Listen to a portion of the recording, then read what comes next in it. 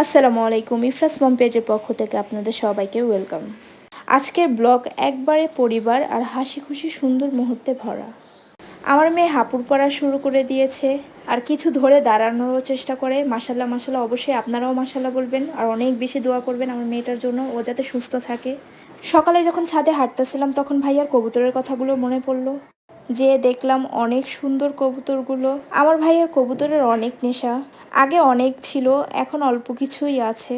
তারপর ছাদের থেকে নেমে এসে নাস্তা করে নিলাম। আমার ম্যাক্সিমাম ভিডিওগুলোতেই দেখবেন আমি সকালের নাস্তা চা পরোটা খাই, কিন্তু আমি চা বেশি খাই না। কিন্তু পরোটা চা দিয়ে ভিজে খেতে আমার অনেক ভালো লাগে। কথাটা অনেক বেশি হাস্যকর হলেও এটাই সত্যি।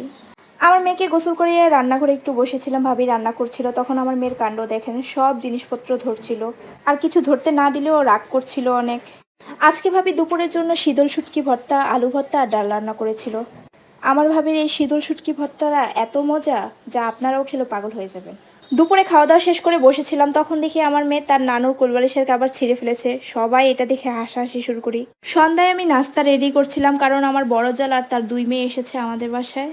এই তো সবাই একসাথে বসে আড্ডা দিচ্ছিল আর নাস্তা করছিল। আফরিন কোনোভাবেই শরবতটা খেতে চাচ্ছিল না, কিন্তু ভাবি ওকে জোর করে খাওয়াচ্ছিল। ওকে ছোট্ট বাচ্চাদের মতো খাওয়াচ্ছিল আর আমি ওকে চেঁচাচ্ছিলাম যে ভিডিওটা করে রাখলাম, ব্লগে ছেড়ে দিব। এই তো অর্থি খাবার নিয়ে পোস্ট নিতেছিল, কারণ জানে আমি ভিডিও করতেছিলাম। ভাবি আমার জন্য চিকেন বিরিয়ানি আর ডোনাট নিয়ে আসে। ভাবির রাতে রোস্ট আর ডোনাট আমার খুব পছন্দ, বিশেষ করে ডোনাটটা এত মজা যে দোকানকেও হার মানাবে। হঠাৎ করে নূর, আদিবা আর ভাবি আসে আমাদের বাসায়। সবাই মিলে একসাথে বসেছিল আর আমি ভিডিও করতেছিলাম বলে তারা আমাকে অনেক বকছিল। তাদেরকে নাকি আমি ভালোভাবে ভিডিও করি না।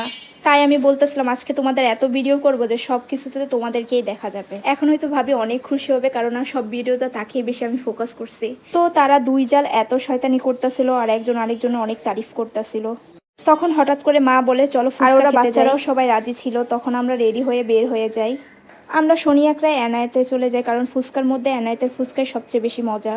ওইখানে তখন যেয়ে দেখে এত ভিড় ছিল, আমরা দাঁড়িয়েছিলাম অনেকক্ষণ। তারপর জায়গা খালি হওয়াতে আমরা বসি, ফুচকাও অর্ডার দেওয়া হয়। এই তো বাচ্চারাও একটু পোস্ট নিয়ে নিয়েছে, জানে যে আমি ভিডিওতে অ্যাড করব, তাই ওরা একা একাই ভিডিও করছিল ওদের। হঠাৎ নূর কান্না শুরু করে আর এটা বলতে শুরু করে আমার ভাবি নাকি তার ছবি তুলতে ব্যাঘাত ঘটাইছে। তার মুখ থেকে এটা শুনে আমরা সবাই হাসতে হাসতে শেষ। সে কান্না করতেছিল আর আমরা সবাই হাসতেছিলাম। এই তো আমাদের ফুচকাও চলে আসে। ফুচকাটা এখন দেখে আমার আবার খেতে ইচ্ছে করছে, কারণ ফুচকাটা অনেক মজা ছিল।